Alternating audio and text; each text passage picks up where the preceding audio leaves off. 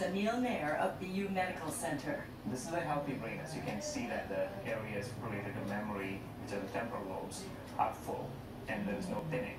Whereas if you compare that to here, there is a big hole there, which was not there here.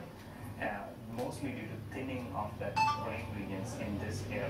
So thinning in that region is very prominent in Alzheimer's disease. Dr. Nair says that while Alzheimer's is always heartbreaking, it's even more so when it happens to people like Noel, who are in the prime of their lives.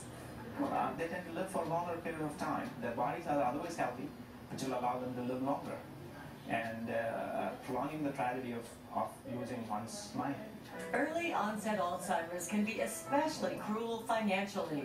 While Debbie has worked full-time for years, Noel had been the main breadwinner. When he lost his job, Debbie applied for Social Security disability benefits, but it took a year and a half and 2 denials before any money came through. Despite all the pressures, the Colettis amazingly are still able to laugh. I joke that he forgets he has it. I remember, so I stress, but he forgets. He's fine. What happens if you forget? You also forgot the episodes that you actually forgot. So your ability to recall your judgment of what happened is that, oh, there isn't really anything wrong with my memory because I forgot times when I forgot. Patients will not complain. And if you rely on a patient complaint, you will be wrong.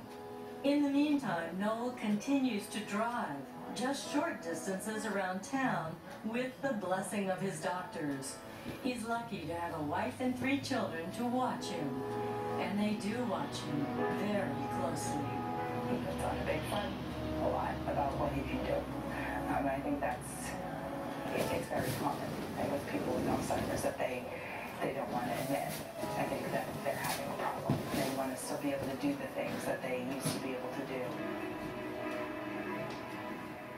As we said, it was really hard for Debbie to get Social Security disability for Noel, but things are getting a little better. New rules now are allowing people with early onset Alzheimer's to be eligible for something that's called a compassionate allowance. And the bottom line is that these cases will now be fast-tracked through the system, so there won't be long waits for benefits. You can imagine the financial pressure when you're dealing with the medical pressures that you have.